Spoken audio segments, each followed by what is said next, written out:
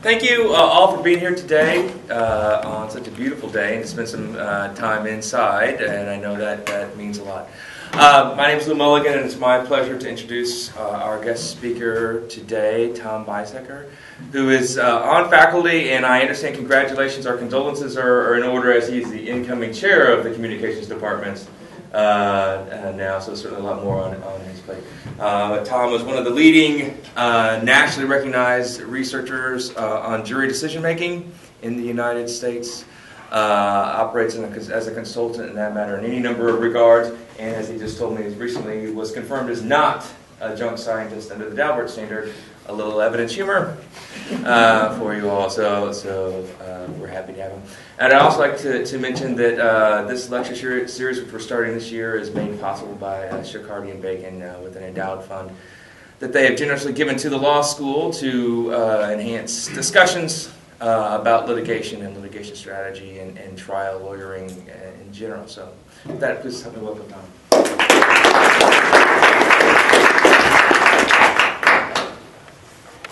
I think I should start out again by saying that I am honored, very much so, to be asked to participate in this lecture series, and I'm particularly honored because I know the excellence that is represented by Shikardi and Bacon, and the fact that they have decided to assist KU in developing the Center for Excellence. I think it speaks well for the law school, and I hope it's something that we all will continue to be proud of and be prouder of as time goes on.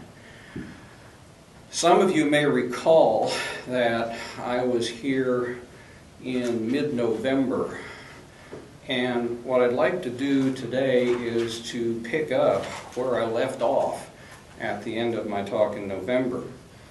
Again, perhaps few of you recall that my focus in that talk was on why the narrative process is important to how jurors go about comprehending, processing, and evaluating material that they hear at trial.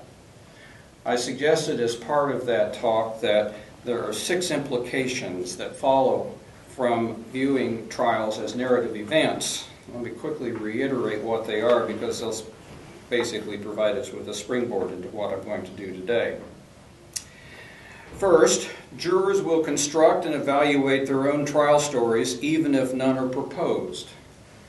If a trial attorney thinks that he or she can control how the jurors are going to structure their evidence, they're living in a dream world. They don't necessarily wait for someone to prompt them with a suggestion. They can be creative, and I mean that in every sense of the word. They can be creative in creating their own trial stories, even if none are suggested. Second, jurors will use imposed story structures to fill in factual gaps. You don't have all of the evidence, don't worry about it, or worry about it, because the jurors will infer whatever is missing in some way. In our everyday lives, we make factual inferences all the time. Why would our behavior change when we move into the courtroom? Third, jurors will impose story structures to impute and evaluate the character's motives.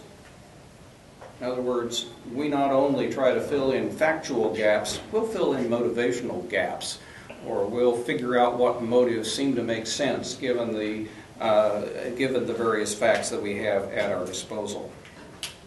Fourth, jurors will incorporate technically irrelevant facts into trial stories, and as a consequence, draw unwarranted and unintended conclusions. I've got all kinds of stories on that from our own research, which if you want to delve into later on, we can. But the key from a juror's perspective is whether the fact helps to complete or strengthen the story, not whether or not it fits within a prescribed mold. Fifth, trial stories will influence jurors' perceptions of the case scope.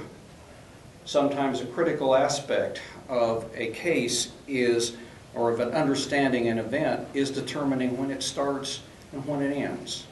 And depending on the story that you construct, you can change when the ending and the beginning are perceived. Finally, and most important for our purposes today, The juror's story construction process operates independent of any formal rules of evidence, sometimes in contradiction to it. I want to explore from the juror's perspective how different rules of evidence operate to shape and seek to constrain the ways in which jurors typically interpret events and make decisions. I will then suggest that evidence practices carried out in the courtroom create convenient fictions which preserve the dictates of rules of evidence in name only in some cases. Why do we need rules of evidence? Why not just give jurors all the information available about a case and then let them consider whatever information they deem necessary and appropriate to resolve the dispute? Why the restrictions? Why the limitations? Several years ago, Professor Edmund Morgan wrote in his foreword to the Model Code of Evidence adopted by the American Law Institute, quote, "Thoughtful lawyers realize that a lawsuit is not and cannot be made a scientific investigation for the discovery of truth." He continued to explain that resolving courtroom disputes differs from conducting scientific investigations in the following ways. Number one, the matter being resolved in a courtroom, quote, "is determined by the parties."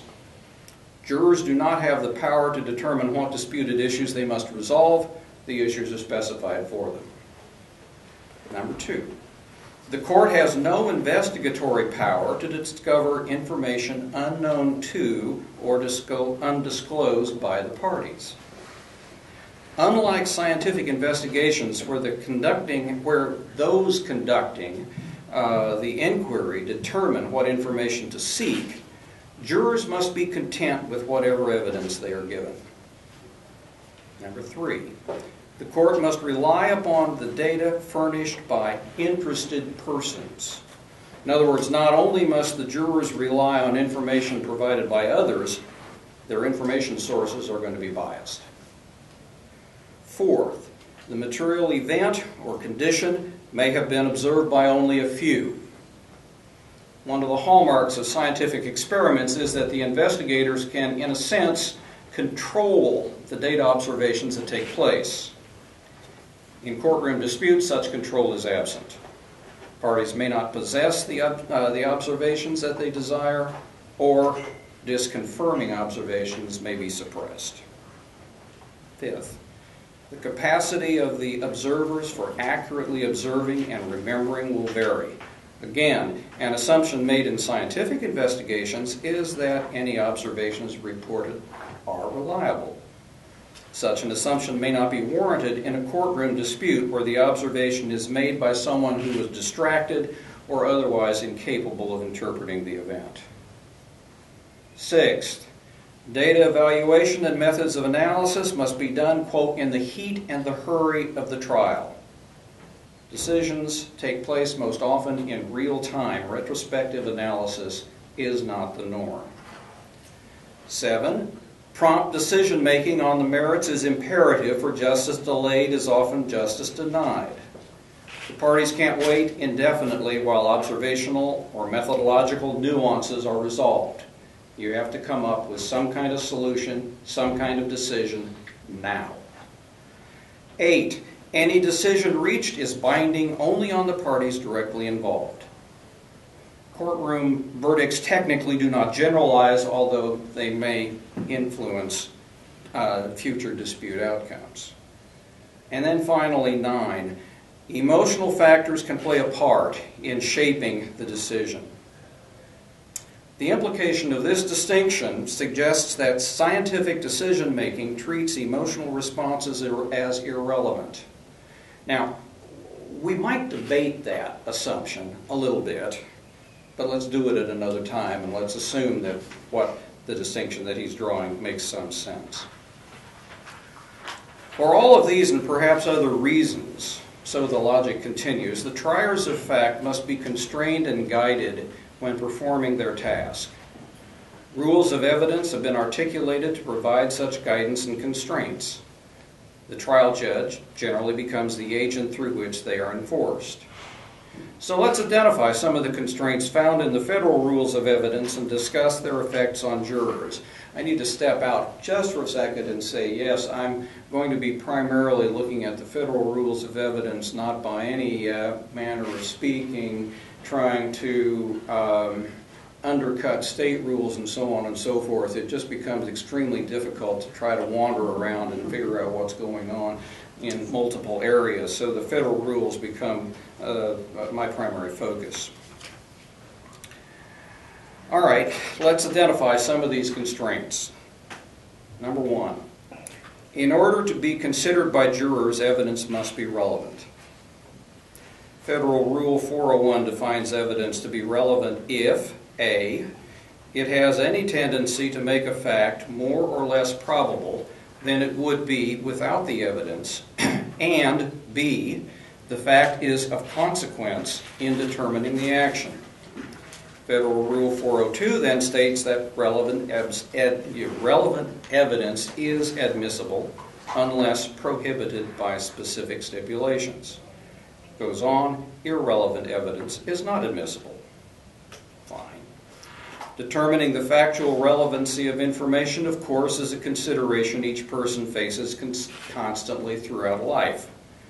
We all develop our own individual tests for relevancy, and we apply them quite often unconsciously whenever we make decisions or evaluate the actions of others.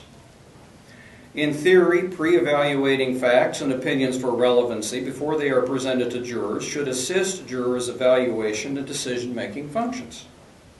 Where difficulties arise is when judicial judgments of what facts are relevant run counter to the tests jurors use routinely outside the courtroom. In other words, difficulties can arise when evidence considered relevant by jurors is excluded for reasons that run counter to jurors' everyday practices. So we need to examine specific reasons why relevant evidence can be excluded. Let's look first at Federal Rule 403. It states, the court may exclude relevant evidence if its probative value is substantially outweighed by a danger of one or more of the following: unfair prejudice, confusing the issues, misleading the jury, undue delay, wasting time, or needlessly presenting cumulative evidence. This rule suggests at least two criteria upon which the trial judge potentially can rule relevant evidence to be inadmissible. The first criterion clearly focuses on courtroom efficiency. As individual pieces of evidence accumulate, the probative value of each additional piece can diminish. Recognizing the need for a prompt decision and the practical considerations that trials cannot continue indefinitely, the trial judge can screen evidence for redundancies and rule that some evidence is inadmissible even if tangentially relevant. And it does that in order to move the case presentations along. I would say that most jurors generally applaud these decisions because hearing the same question again and again, or hearing the same information presented from a third person, is not something that jurors are very happy to hear. The second criterion, embedded in Rule 403, deals with evaluations of the evidence's potential collateral effects on juror reasoning. The notes from the Advisory Committee on Rules, 1972, state, quote, unfair prejudice means an undue tendency to suggest decision on an improper basis, commonly, though not necessarily, an emotional one. In other words, Rule 403 implies that jurors must be shielded from facts that could short-circuit or misdirect the reasoning process. The rule implies that the trial judge bears the responsibility to anticipate the multiple cognitive effects pieces of evidence could have on jurors. The criterion the trial judge employs is whether the evidence, if admitted, will distract jurors' attention or distort their reasoning. One difficulty in applying this criterion is that jurors' potential for choosing inappropriate responses to evidence will vary widely across location and time. What probably were facts conjuring up undue prejudice 2 decades ago may well be much less controversial now. Pretrial publicity, for example, labeled as prejudicial and inflammatory, before the cable TV and internet age, may seem tame in today's media-saturated environment. Behaviors perceived to be scandalous in liberal Kansas may be viewed as commonplace in California. Jurors in general assume they should have open access to all facts and may resent knowing that relevant evidence has been shielded from them because of the presumption they cannot properly process it. Whether that is a proper assumption on their part is an issue worthy of extended discussion at another time, and I'd be happy to deal with it if we wanted to talk about pretrial publicity. So we have identified two criteria upon which relevant evidence can be excluded: whether its primary effect is to delay trial progress, and whether its introduction is likely to distract jurors' attention and distort their reasoning. Let's next consider implications flowing from two other federal rules, Rule 404A1 and Rule 406. Rule 404A1 states, quote, "Evidence of a person's character or characteristic trait is not admissible to prove that on a particular occasion the person acted in accordance with the character or trait." The notes of the Advisory Committee on Rules, this from the 2006 amendment, add, "The rule has been amended to clarify that in a civil case, evidence of a person's character is never admissible to prove that the person acted in conformity with the character trait," unquote. In other words, a general description of a person's character cannot be used as evidence to prove that the person acted in a specific way on a specific occasion. Disregarding the exceptions that follow for criminal cases and witnesses, this rule articulates a criterion for excluding relevant evidence that jurors routinely employ when drawing inferences about other people's behavior. Recently, we conducted jury research for a party involved in a dispute over whether a bank had acted negligently towards its clients when performing its duties as a bond trustee. One question that was asked by several participants was whether the bank had ever been sued in the past for similar actions. The participants were trying to determine whether the bank's behavior in this particular circumstance was consistent with its past actions.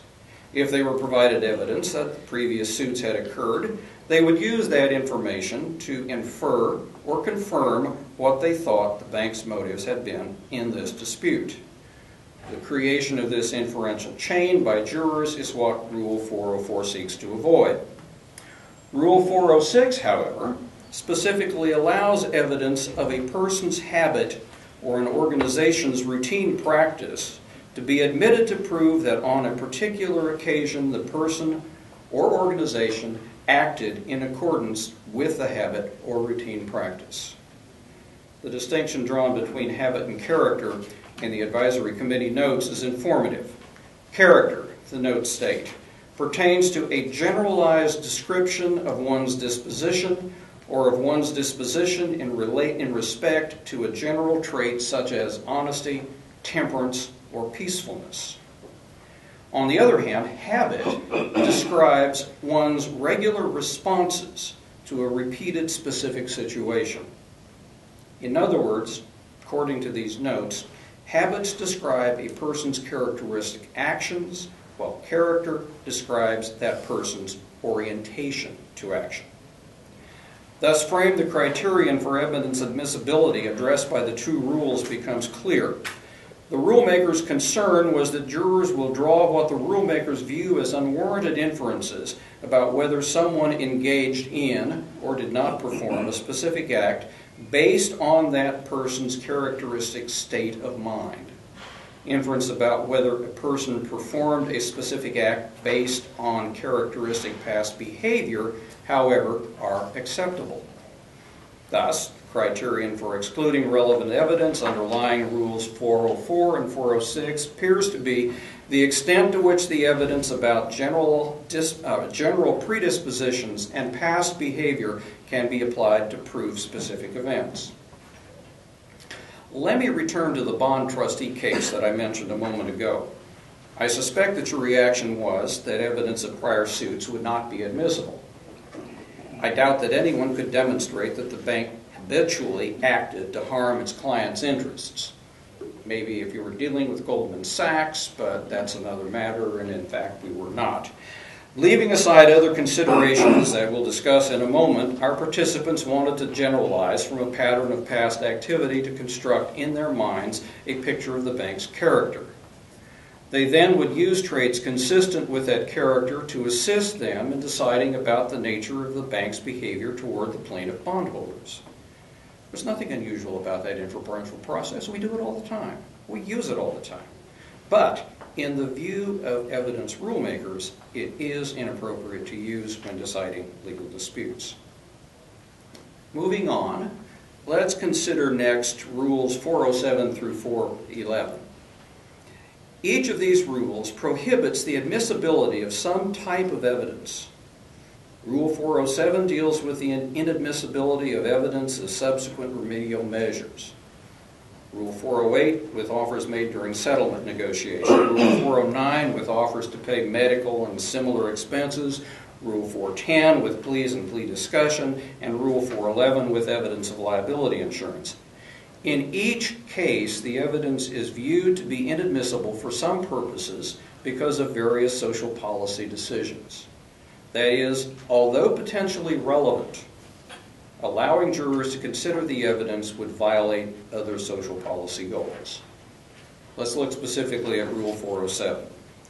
It states, when measures are taken that would have made an earlier injury or harm less likely to occur, evidence of the subsequent measure is not admissible to prove negligence, culpable conduct, a defect in a product or its design, or a need for warning or instruction.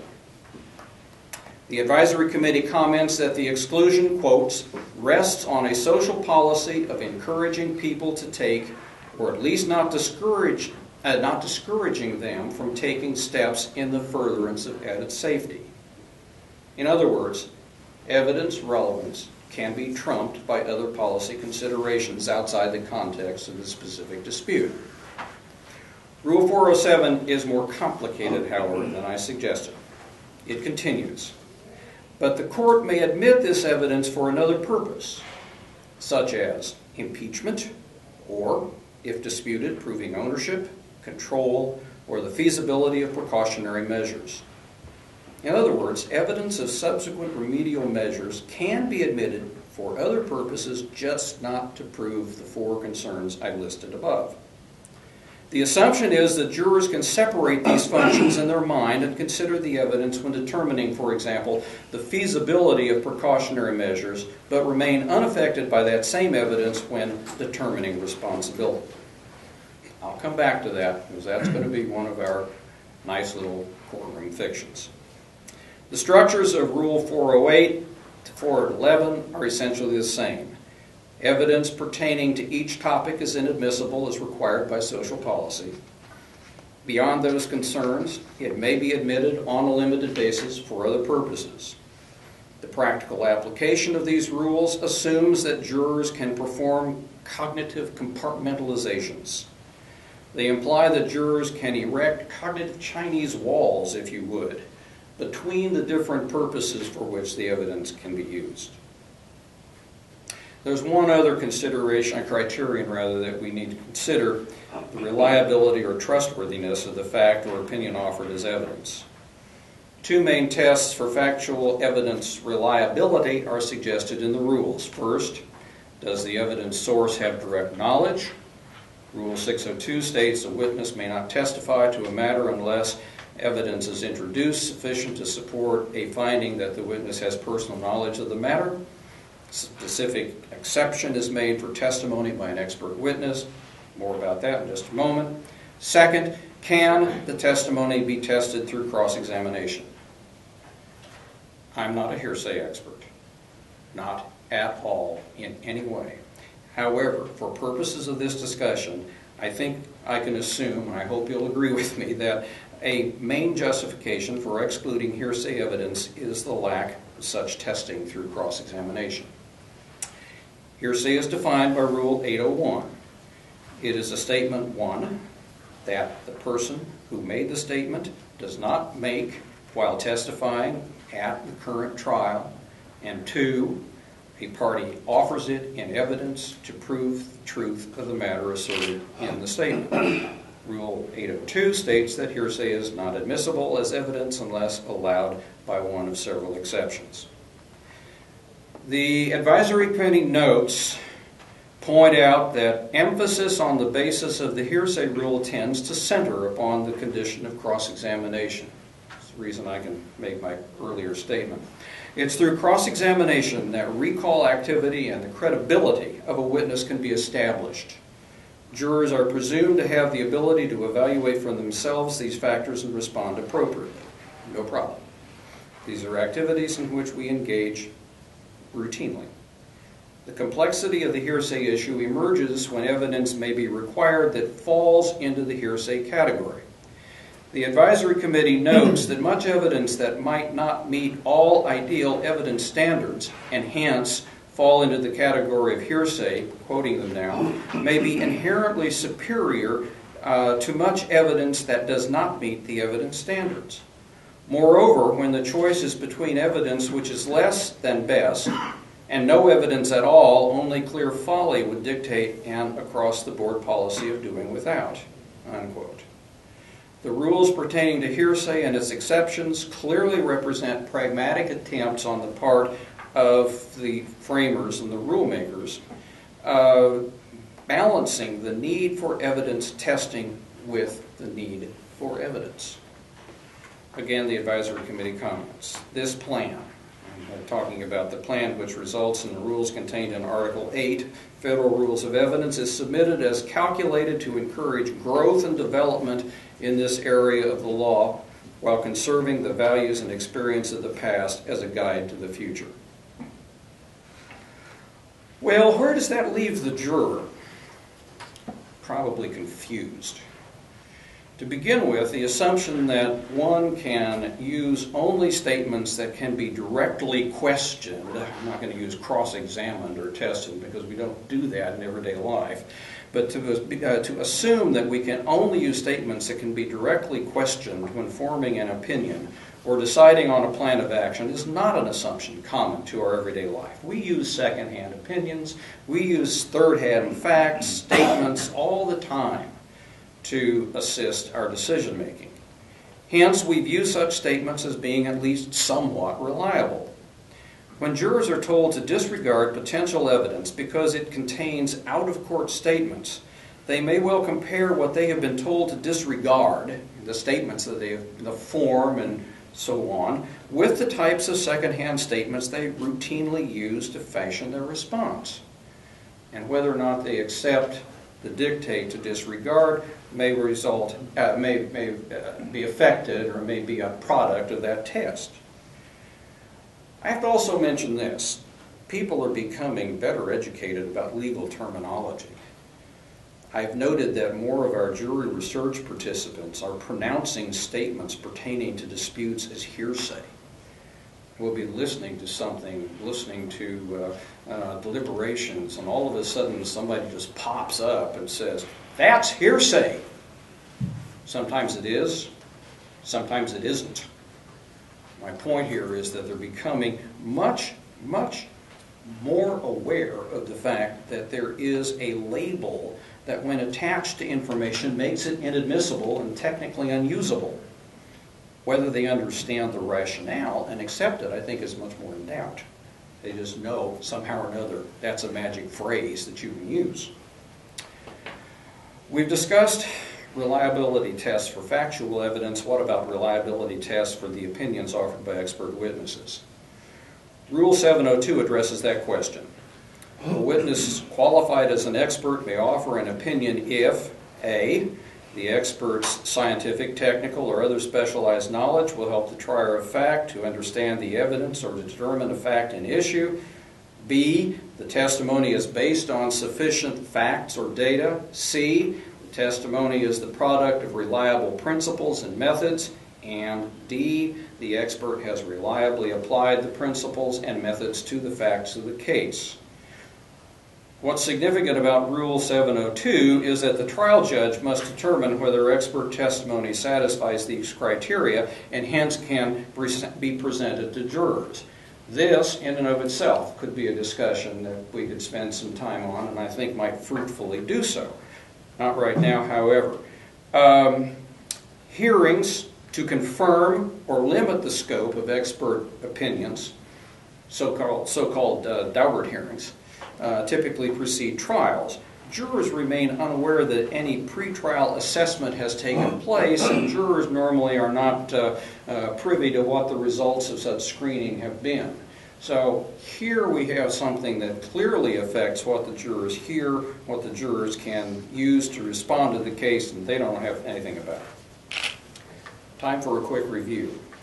What I've suggested thus far is that various rules of evidence shape and limit the information jurors can consider at trial based on at least 6 criteria. I've also suggested that the rationales for these limitations in some cases are inconsistent with how people use information to respond to events in their everyday lives.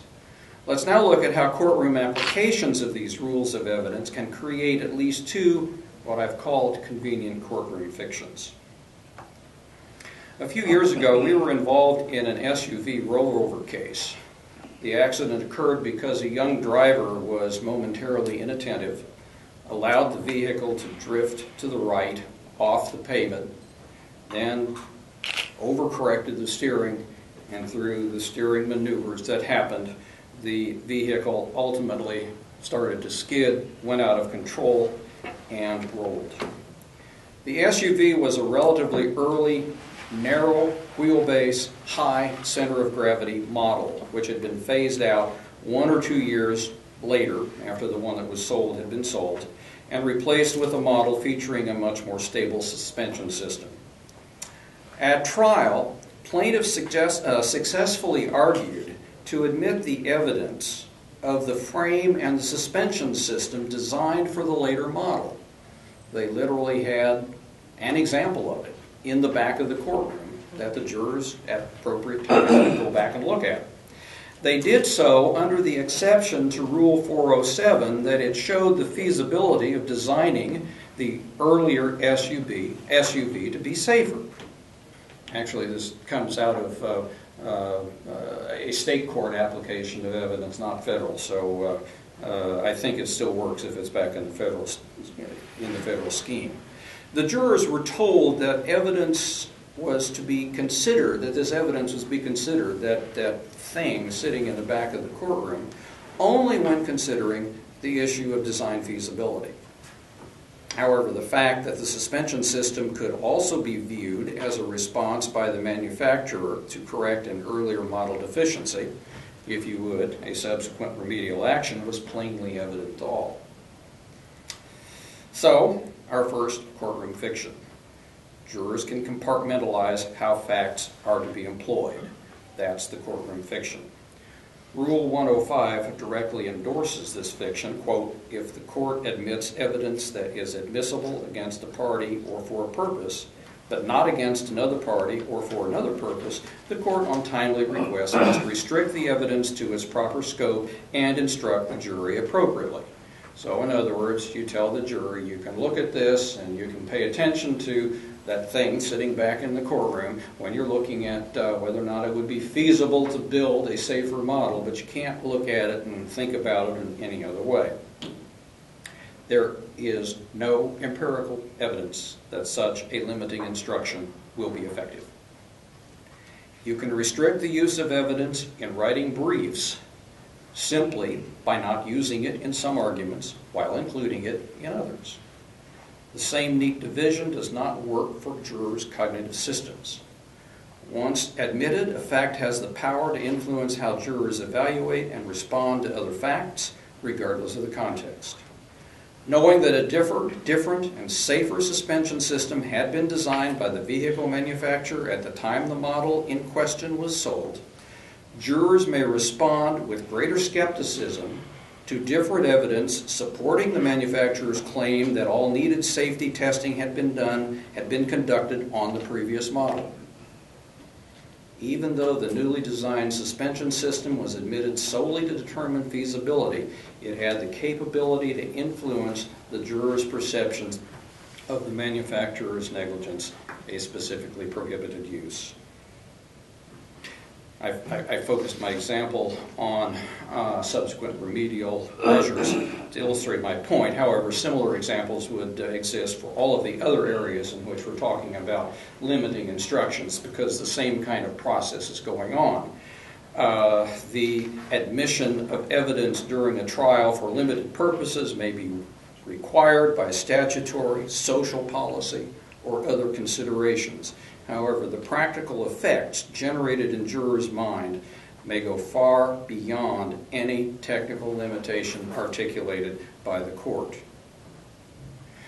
My second courtroom fiction is that jurors can forget facts and other evidence upon command or when requested by the judge. According to Daftari Kapoor, in an article titled Jury Decision-Making, Biases and Methods to Counter Them, published in 2008, courts have stood by the belief that people, once they enter a jury box, will be able to overcome basic cognitive limitations and will be willing and able to disregard information on command. This fiction comes into play anytime jurors hear or are otherwise exposed to evidence ruled inadmissible based upon one or more of the criteria that I've developed earlier.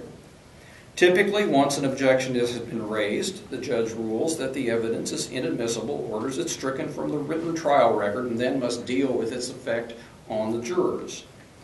The most common remedy for the judge is for the judge to provide jurors with a curative instruction, informing jurors to disregard, that is, to forget, the inadmissible evidence and not consider it in any way when considering their verdict.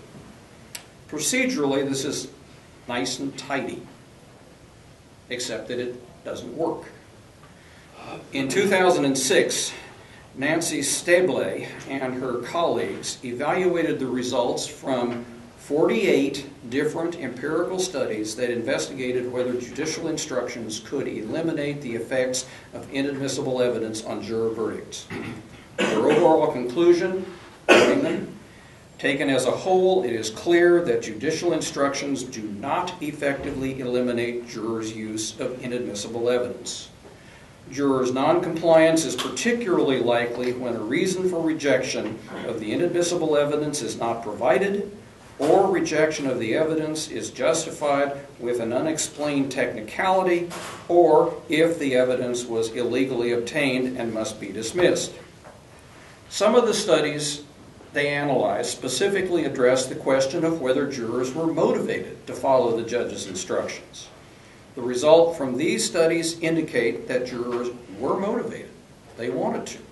But according again to Stable et al., quote, juror motivation to comply is apparently not enough to totally eliminate the impact of inadmissible evidence. The problem appears to be that if jurors do actively construct a trial story, I was talking about last November and reiterated today, they will use whatever information they receive that assists with creating or at least confirms the story structure. If the received information enables them to draw consistent inferences, so much the better, and so much more difficult does removing its cognitive effects become. As Linda DeMaine suggests in an article appearing in the George Mason Law Review, the human mind simply is not hardwired to forget. One solution, of course, would be to declare a mistrial anytime jurors were exposed to inadmissible evidence. This solution, of course, is patently unworkable because questions of evidence admissibility crop up in every trial. DeMaine quotes State v. Harmon, quote, there is rarely a case in which a trial judge is not called upon to affirm an attorney's objection and instruct the jury to disregard an improper question or an improper answer a witness has given. Inadmissible evidence is a fact in most, if not virtually all, trials. So we must devise a way to reduce its effect to permissible levels in order for trial work to proceed. Several methods have been suggested. First, One suggestion has been for judges to develop instructions, quote, to help jurors understand why the evidence is irrelevant to the case and deemed unfit to the parties involved. In other words, what they're suggesting is that the instructions explain the rationale for why the inadmissible evidence is, in fact, inadmissible. Also, the suggestion is made that these instructions appear at least twice, once immediately following the introduction of the inadmissible evidence, and the second time towards the trial end, just to remind jurors that they should not be affected later on. Developing such instructions would require that the trial judge explain in at least very basic concepts, at least the very basic concepts of evidence to the jury. The practical effect of developing these instructions may be disruptive to the trial process. I'd like to see judges try to do this on an ongoing basis as the trial goes on. And frankly, using these procedures would also represent a significant change in philosophy from current courtroom practices. Domain points out that many states include an instruction similar to the Arizona instruction, which she quotes. If testimony is ordered stricken from the record, that's what the judge would read to the jury, you must not consider that testimony for any purpose. Do not concern yourself with the reasons for my ruling on the admissibility of evidence. In other words, don't think about it, and don't worry why it is that I got rid of it. That's beyond your control. Current courtroom practices specifically assume that jurors are best off left uninformed. There's another proposal. Stebley suggests another proposal, and that is that the judges, quote, contract, unquote, with jurors not to use any information contained in inadmissible evidence. This suggestion is this: a judge might re-administer the oath of service to jurors, emphasizing their commitment to following the law and to ignore the inadmissible evidence to which they're exposed. In other words, at some point strategic during the trial, the judge goes back and reintroduces and then re-administers the oath so that the jurors have a sense that they're not supposed to be dealing with inadmissible evidence. The rationale for this approach is that following public commitment, the reaffirmation of the oath, people do tend to comply somewhat with requests.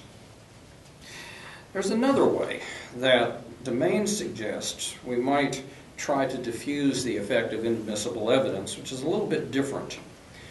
Domain actually presents evidence of a study that she ran in which jurors were explicitly warned about the biasing effects of inadmissible evidence, but after that warning, they were given the sense or the instruction that, this evidence is going to be biasing to you. And so what you have to do is you have to be sure that you don't allow the inappropriate biasing effects to take place. So in other words, rather than trying to get the jurors to dismiss the evidence and forget about it, she said, don't try to make them forget about it. Try to make them recognize that for some reason it's going to be biasing and that, in a sense, this might be able to neutralize it.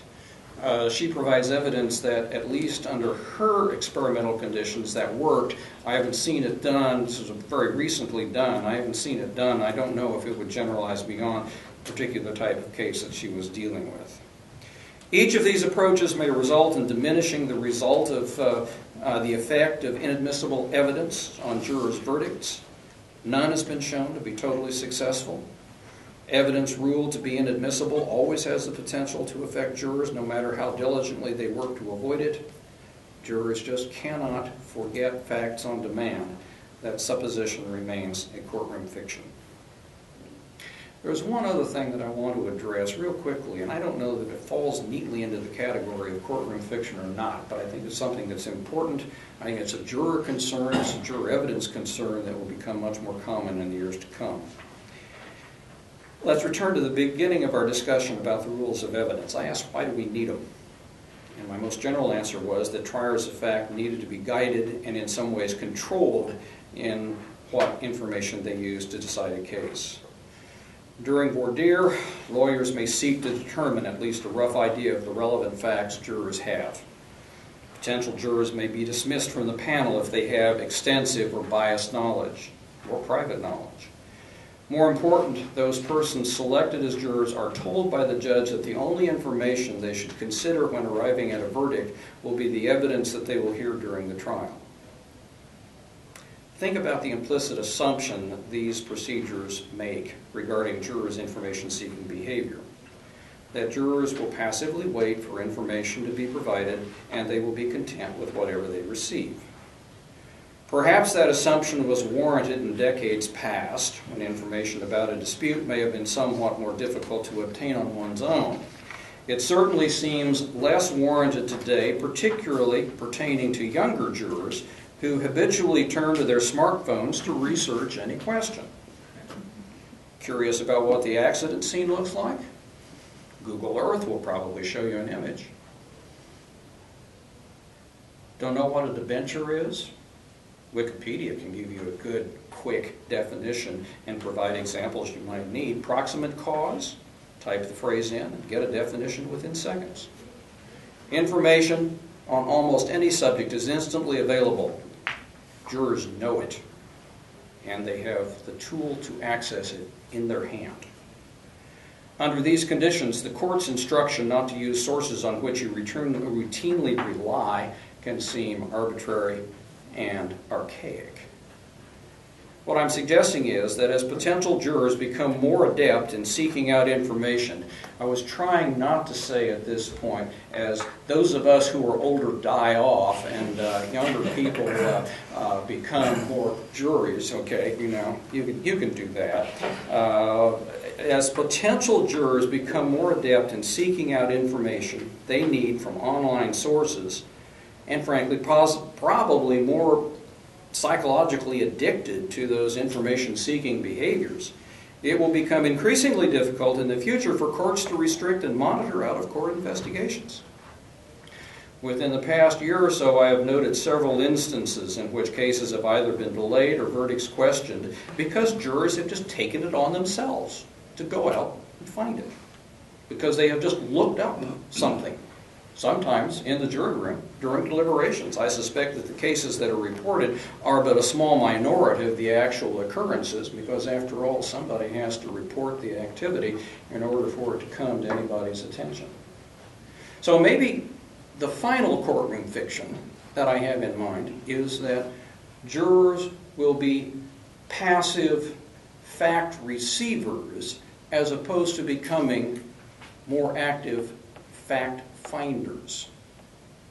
I think we're going to see that in the future, and again, if the courts don't begin to take this into consideration, it's going to be another courtroom fiction in the making. Rules of evidence are integral to any trial. Don't get me wrong. All you got to do is go back and think through the differences between a trial and scientific investigations. They're integral.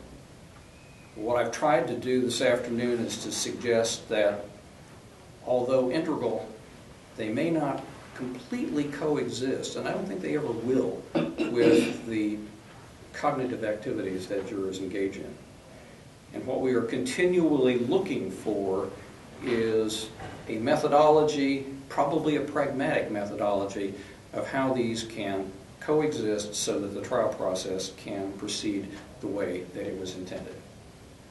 Thank you all. I think we've got a couple of minutes for questions. I don't guarantee to be able to answer them. If you have any, I'll be happy to try. Nobody has a question? Well, you offered Yeah, go ahead. You offered a little tidbit about being willing to talk about pretrial publicity and its effect on jurors. Would you? How does? Yeah. How does that, well, I'm much less sanguine about the current state of how courts respond to pretrial publicity than the courts are.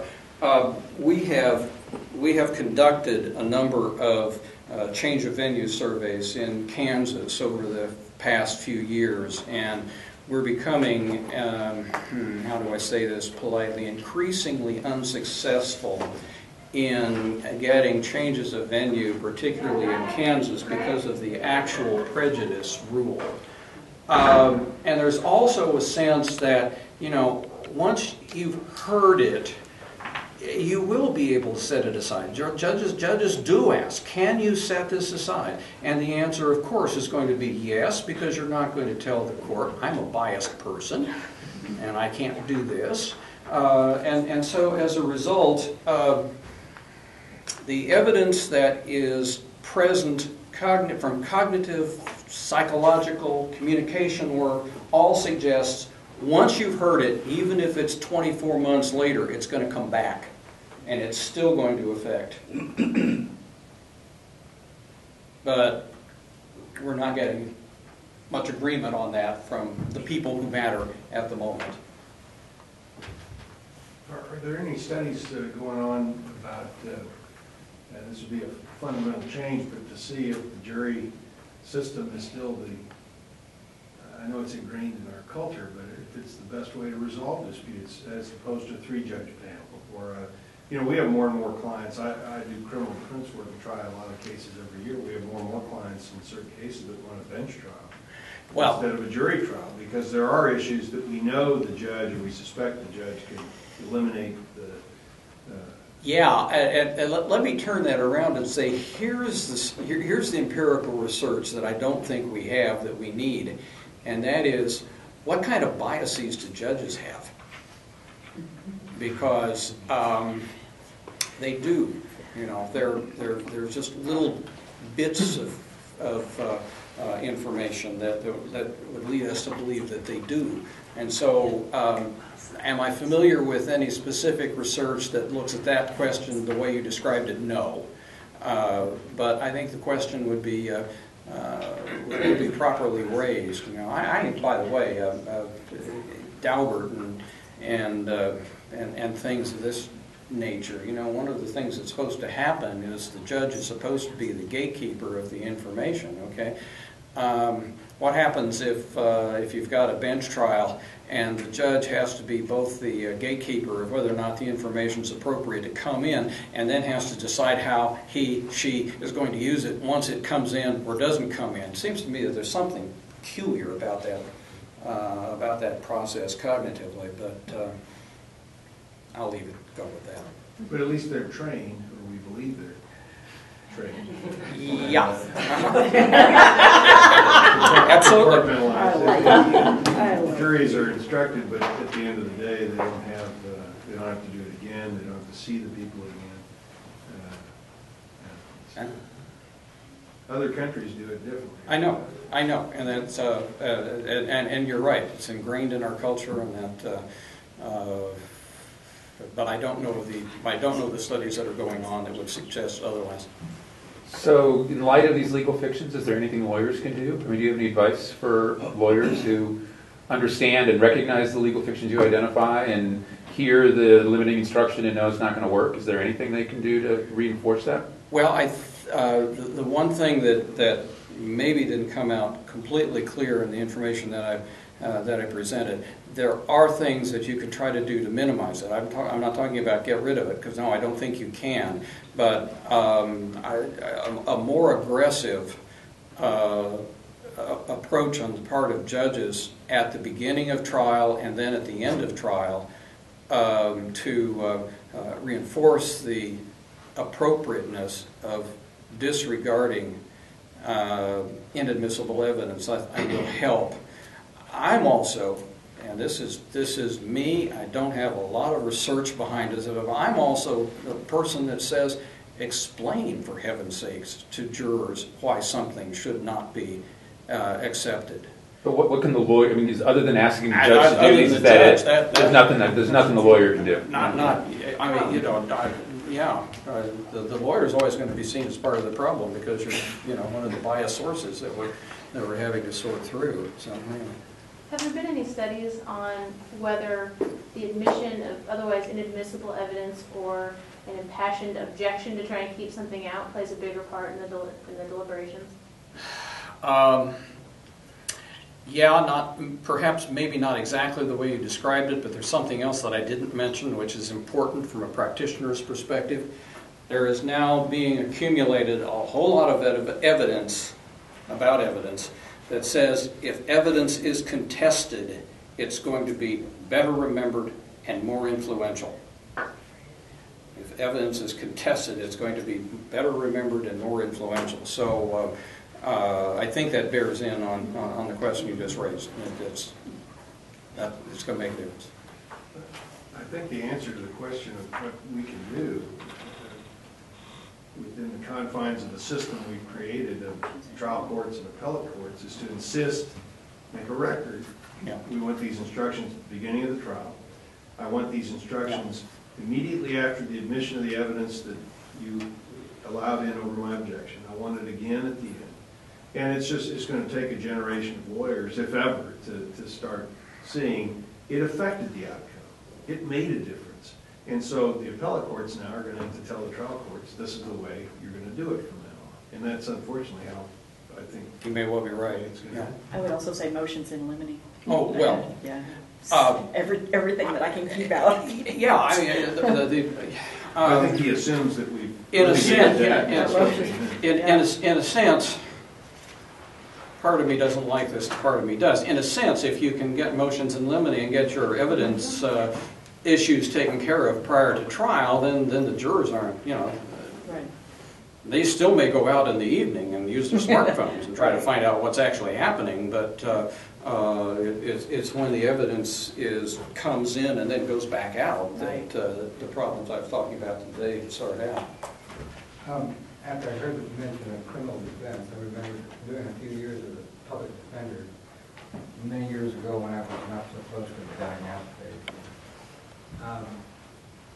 My empirical experience was that jurors do not understand either burden of proof or presumption of innocence. When you walk into the courtroom with a defendant on the side, by the time we were 3 years old, we were instructed that smoke and fire go together. If you wake up in the middle of the night and smell smoke, you're alert. The juror looks at the defendant and sees a reason for that person to be in the courtroom. That's smoke. They're looking for the fire. Everything that ensues in the entire process up to the jury leaving and forming a verdict is without any opportunity to instruct the jury. Save the possibility during voir dire you might be able to say, well, Mr. Smith, if you and your fellow jurors were to go out and decide right now, before evidence, before argument, before opening statements, what would you decide? Invariably, Mr. Smith will say, I don't know. It wouldn't be fair to come back with any verdict. You say, well, wait a minute. Aren't you obliged to presume the innocence and therefore obliged to return acquittal unless the burden of proof has been met? Oh, I guess that's so. Everybody on the jury has been a little bit instructed, but if you, anytime during the trial, you try and stand up and give that kind of insight to the jury, you'll be obliged to sit down because you're making argument. And so there's no way to educate the jury until the end of the trial. Cognitive processes have already occurred. They're choosing without a real understanding of the concepts. And that kind of explains why so many people end up not behind bars and innocent. First of all, I think you're absolutely right that one of the inferences most people called to jury duty are going to have in a criminal case is that there's a reason why that person is sitting over there as a defendant. You have to tackle that presumption during voir dire. One of the things which we've done sometimes, this is sort of off what I'm talking about right now, but it's still relevant, is we've tried to insert in written pretrial questionnaires, if it's going to be in a criminal case, would ask question phrase somehow like this: do you expect that the defendant is going to have to testify to prove his innocence? you'd be surprised how many people will check that one yes, and then you can start working on them from that perspective. If you can find that out in voir dire, then you can start looking to try to either disabuse them of it or let them go find somewhere else to be for the rest of the week. Exactly. Well, before we thank Tom, I would like to extend an invitation to everyone here, students, alumni, and friends, to join us up in the Rice Room, which is on the 5th floor. There's an elevator across the way for reception. We can continue our conversation upstairs. And before we retire there, please let me thank Tom for a great lecture.